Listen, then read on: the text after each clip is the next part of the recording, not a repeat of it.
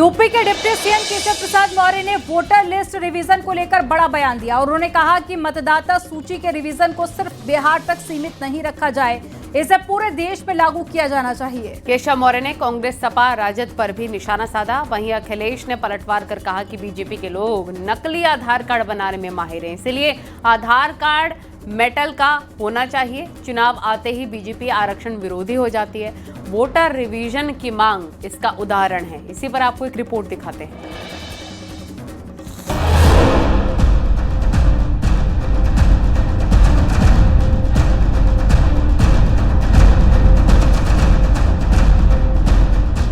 बिहार की तर्ज पर राष्ट्रीय स्तर पर वोटर लिस्ट रिवीजन की मांग डिप्टी सीएम केशव प्रसाद मौर्य ने कर दी है, जिसके बाद सियासत तेज हो गई है।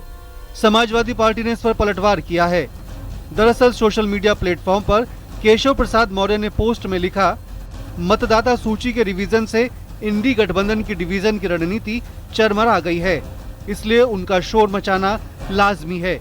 इसके बल पर ही कांग्रेस और उसके पिछलग्गू एसपी और जेडीयू जैसे दल अभी तक अपनी राजनीति चमकाते रहे हैं। इसलिए रिवीजन का ये नेक कार्य केवल बिहार ही नहीं बल्कि राष्ट्रीय स्तर पर अतिशीघ्र करना चाहिए। वहीं एसपी के अध्यक्ष अखिलेश यादव ने पलटवार कर कहा कि बीजेपी के लोग नकली आधार कार्ड बनाने में माहिर हैं। आधार कार्ड मेटल का होना चाहिए, उसे वोटर कार्ड से जोड़ना चाहिए। जब भी चुनाव आता है तो ये लोग आरक्षण के खिलाफ हो जाते हैं। ये अब वोटर रिवीजन कर रहे हैं। समाजवाद के खिलाफ हो जाते हैं, सेकुलरिज्म के खिलाफ हो जाते हैं। जो काम ये सीधे नहीं कर सकते हैं वो पीछे से करते हैं। इसी तरीके से जो हो रहा है, ये आज़ादी के बाद पहली ऐसी घटना है। रिव्यू कर रहे हैं, पूरा रिवीजन हो रहा है। सोचिए आप, कभी रिवीजन हुआ पहले? रिवीजन हो रहा है उसका। और फिर रिवीजन में कौन सा कार्ड मिलेगा? इतना थका हुआ कार्ड मिलेगा प्लास्टिक का कि बीजेपी के कार्यकर्ता बूथ पे 5 मिनट में बना लेंगे। बीजेपी का कहना है कि बिहार में चुनाव होने से पहले ही इंडी गठबंधन ने हार मान ली है और हार का ठीकरा किसके सिर फोड़ना है उसकी तैयारी कर रहे हैं। इंडी गठबंधन चुनाव की हताशा से इतना निराश है कि वो तय नहीं कर पा रहा है कि उसको कहना क्या है। जनता की अदालत में नकारे गए लोग अभी से बिहार में चुनाव का ठीकरा किस पर फोड़ना है उसकी तैयारी कर रहे हैं। वहीं एसपी प्रवक्ता का कहना है कि सवाल ये है कि 1 महीने में पूरी वोटर लिस्ट को कैसे बदला जा सकता है। 3-3 पीढ़ियों के कागज क्यों मांगे जा रहे हैं? इंटेंसिव रिवीजन क्या होता है केशव मौर्य जी जानते ही नहीं। डिवीजन और इस सब का कोई बात ही नहीं है। इंटेंसिव रिवीजन पहले भी हुआ है। अभी सवाल सिर्फ ये 2 बात के पूछे गए, वो ये गए 1 महीने में पूरी वोटर लिस्ट खत्म करके दोबारा से सारे लोगों से फॉर्म भरवाना, उनके पुराने 3-3 पीढ़ियों के कागज मांगना, ये व्यवहारिक रूप से संभव नहीं है। वोटर लिस्ट रिवीजन को पूरे देश में करने की मांग बीजेपी की तरफ से शुरू हो गई है। यूपी में डिप्टी सीएम केशव प्रसाद मौर्य के भी इस मांग को उठाने के बाद सियासी वार पलटवार तेज हो गया है। Bureau report. और कांवड़ यात्रा में तोड़फोड़ और उपद्रव करने वाले को योगी सरकार पोस्टर उनके चस्पा करने जा रही है। कांवड़ यात्रा संपन्न होने के बाद उनके खिलाफ सख्त एक्शन लिया जाएगा।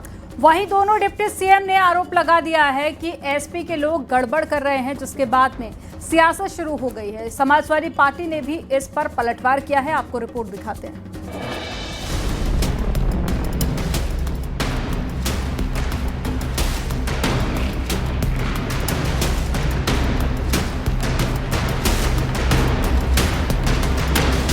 कांवड़ यात्रा में तोड़फोड़ और उपद्रव करने वालों के खिलाफ कड़ा एक्शन होगा। योगी सरकार उपद्रव करने वालों के पोस्टर लगाने जा रही है। खुद सीएम योगी ने कांवड़ यात्रा को बदनाम करने वालों पर कड़ा एक्शन लेने की बात कही है।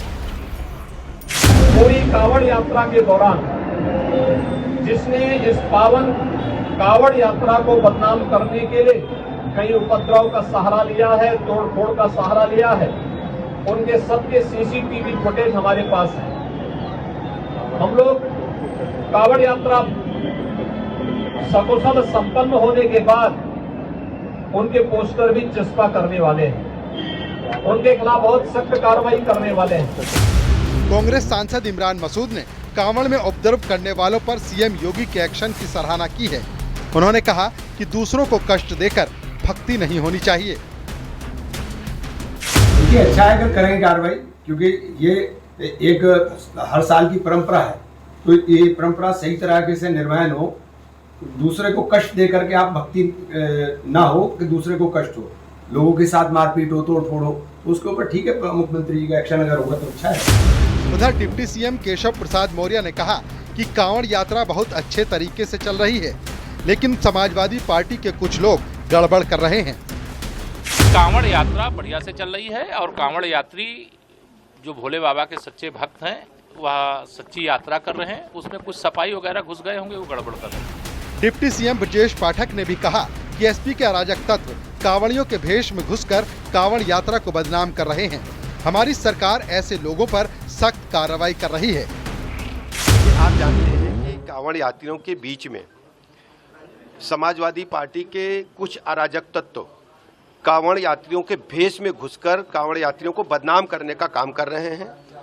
हमारी सरकार कानून व्यवस्था को लेकर बहुत ही सख्त है, जो भी कानून तोड़ेगा उसके खिलाफ कड़ी कार्रवाई। दोनों डिप्टी सीएम के बयान पर समाजवादी पार्टी ने पलटवार किया है। एसपी के प्रवक्ता का कहना है कि मीडिया में ऐसे विवादित बयान देने से पहले फैक्ट होना चाहिए। आज के ज़माने में वीडियो हर जगह सीसीटीवी है, ड्रोन है, तो बड़ी आसानी से चिन्हित करके कार्रवाई की जा सकती है। हम तो लगातार कह रहे हैं कि जो दोषी पाया जाए उस पर कार्रवाई करिए, पर इन दोनों उप मुख्यमंत्रियों को कौन बताने आता है? कि हमारे लोग बताने जाते हैं, कि समाजवादी पार्टी के लोग बता के जाते हैं उनको क्या? कांवड़ यात्रा में उपद्रव करने वालों पर जहां सीएम योगी ने सख्त एक्शन की बात कही है, वहीं दोनों डिप्टी सीएम ने सीधे समाजवादी पार्टी पर ही हमला बोल दिया। इसे लेकर सियासी वार पलटवार जारी है। Bureau report, news 18, Uttar Pradesh, Uttarakhand.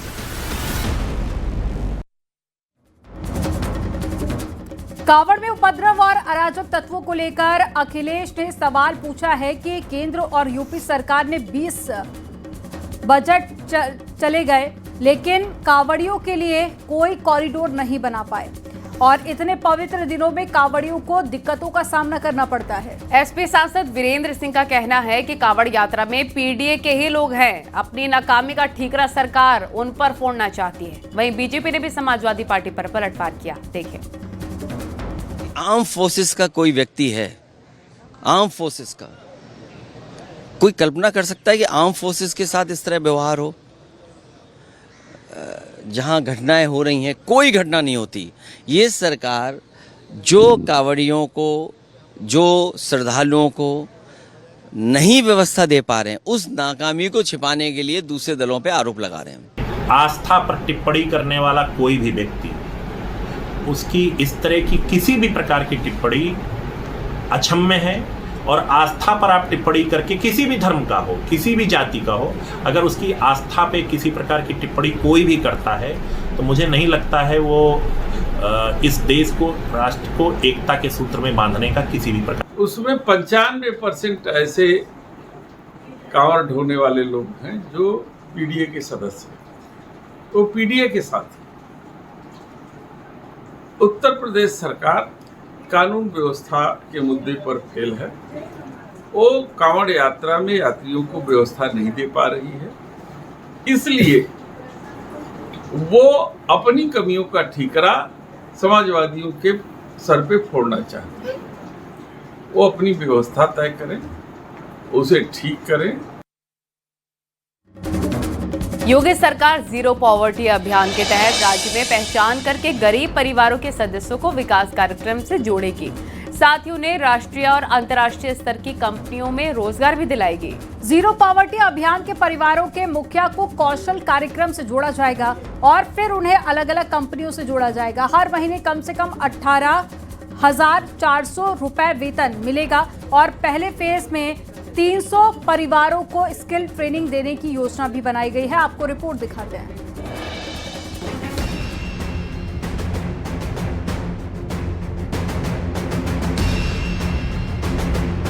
UP सरकार के जीरो पॉवर्टी अभियान में परिवारों के मुखिया को स्किल ट्रेनिंग दी जाएगी।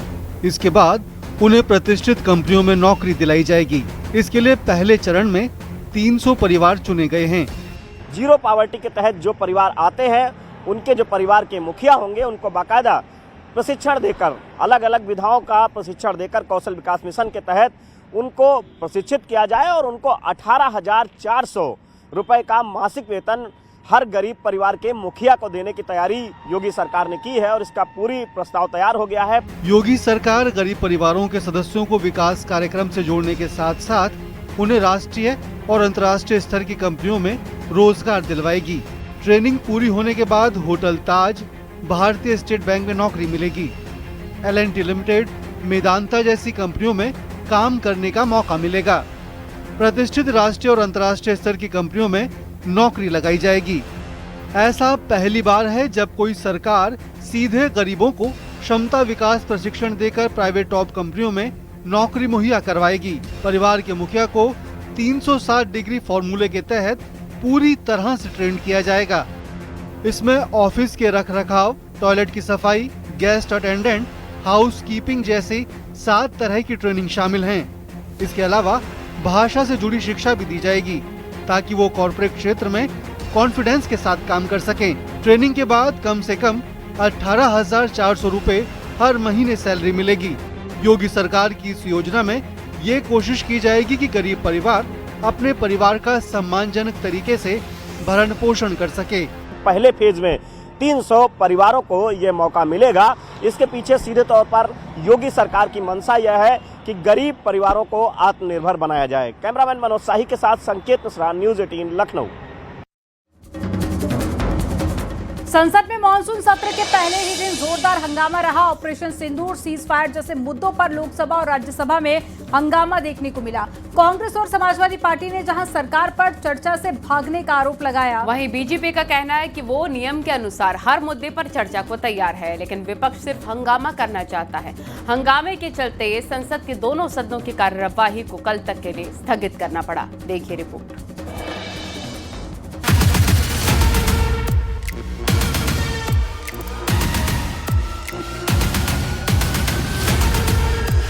संसद के मानसून सत्र के पहले दिन ही ऑपरेशन सिंदूर पर लोकसभा और राज्यसभा में हंगामा हुआ। विपक्ष ने दोनों सदनों में पहलगाम हमला और ऑपरेशन सिंदूर पर चर्चा की मांग करते हुए नारेबाजी की। राज्यसभा में कांग्रेस अध्यक्ष मल्लिकार्जुन खड़गे ने पहलगाम हमले पर सरकार को घेरा। पहलगाम हमला 22 अप्रैल को हुआ था। अब तक आतंकवादी पकड़े तो नहीं गए, लेकिन हुआ क्या?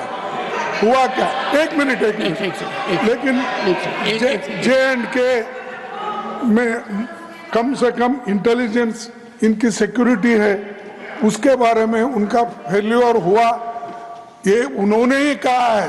लेफ्टिनेंट गवर्नर ने कहा है इसमें इंटेलिजेंस फेल्यूर है, ये एक्सेप्ट उन्होंने ही किया, ये हमारी बात नहीं सर। इस दौरान केंद्रीय मंत्री जेपी नड्डा ने कहा, देश में ऐसा संदेश नहीं जाना चाहिए कि सरकार पहलगाम और ऑपरेशन सिंदूर पर चर्चा नहीं करना चाहती। हम चर्चा के लिए तैयार हैं। इस हाउस के माध्यम से देश में कहीं यह संदेश नहीं जाना चाहिए कि सरकार पहलगाम और ऑपरेशन सिंदूर पर चर्चा नहीं चाहती। हम चर्चा करेंगे, हर तरीके से करेंगे, और ऑपरेशन सिंदूर के सारी पॉइंट्स को देश और दुनिया के सामने रखा जाएगा। वहीं विपक्ष के हंगामे के बीच केंद्रीय रक्षा मंत्री राजनाथ सिंह ने कहा कि सरकार चर्चा के लिए तैयार है, लेकिन सब नियम से होना चाहिए, हंगामे से नहीं। चर्चा चाहते हैं, जितनी भी बड़ी चर्चा चाहते हैं, जितने घंटे की भी चर्चा चाहते हैं, जैसा भी आपके द्वारा अथवा स्पीकर महोदय के द्वारा तय किया जाएगा, उसके तहत हम चर्चा करने के लिए पूरी तरह से तैयार। मानसून सत्र से पहले इंडिया गठबंधन ने बैठक की थी। इसमें ऑपरेशन सिंदूर, भारत पाकिस्तान संघर्ष विराम, डोनाल्ड ट्रंप के सीज फायर पर दावे और बिहार वोटर लिस्ट जैसे मुद्दों पर सदन में सरकार को घेरने की रणनीति बनाई गई। विपक्ष इन सभी मुद्दों पर पीएम से जवाब चाहता है। Bureau report, news 18, Uttar Pradesh, Uttarakhand.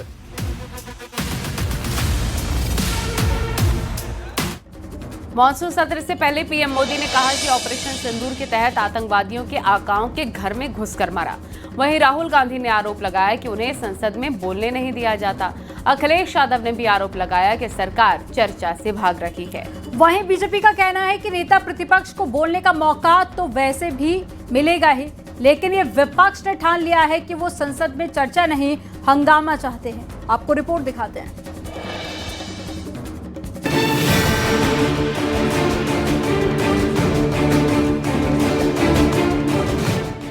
Operation सिंदूर को लेकर पीएम मोदी ने कहा कि आतंकियों के आकाओं को भारत ने उनके घर में घुसकर मारा।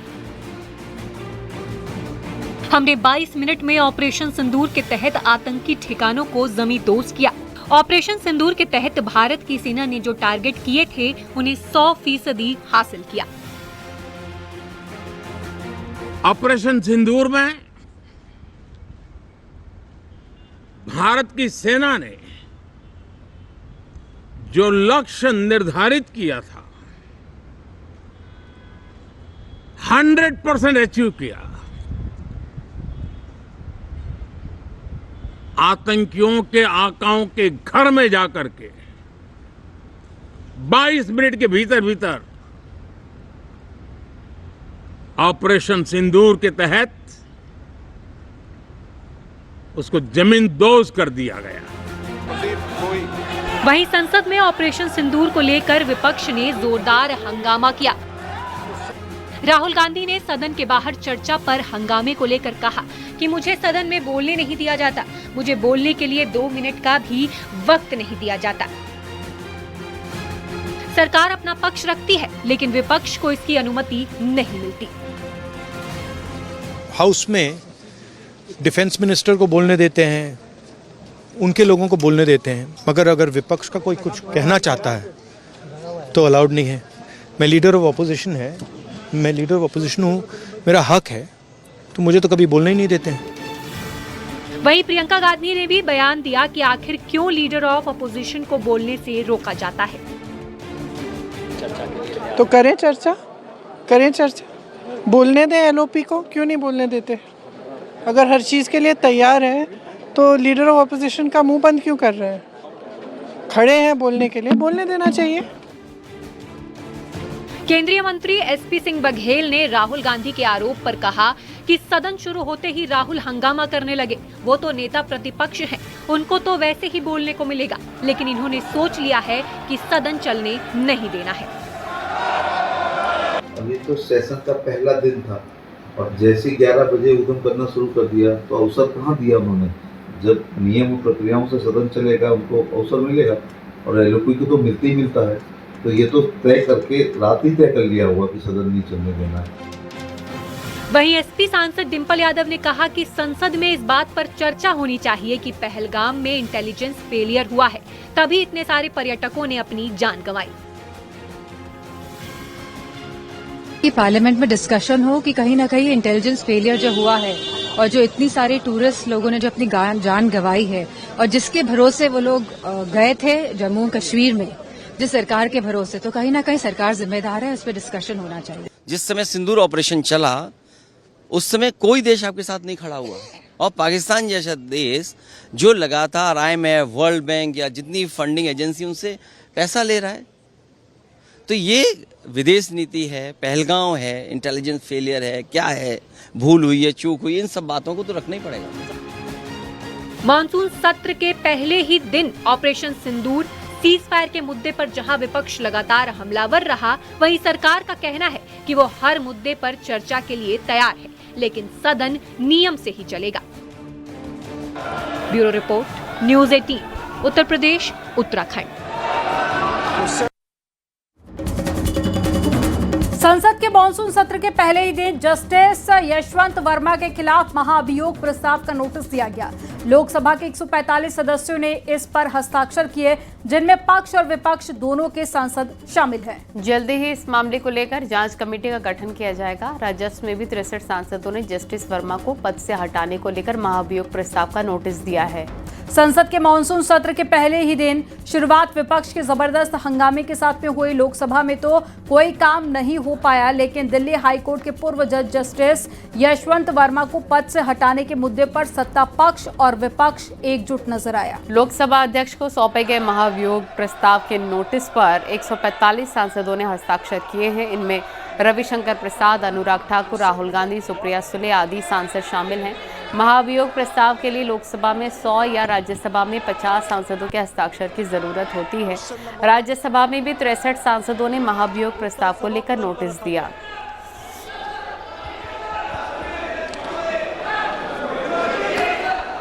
तो मॉनसून सत्र का आज संसद का पहला दिन था और आज का दिन बेहद हंगामेदार रहा, लेकिन जस्टिस यशवंत वर्मा के घर पर जो कैश मिला था, ये पूरा मामला उससे जुड़ा हुआ है और आज महाभियोग प्रस्ताव लाया गया जिसमें पक्ष और विपक्ष दोनों साथ रहा।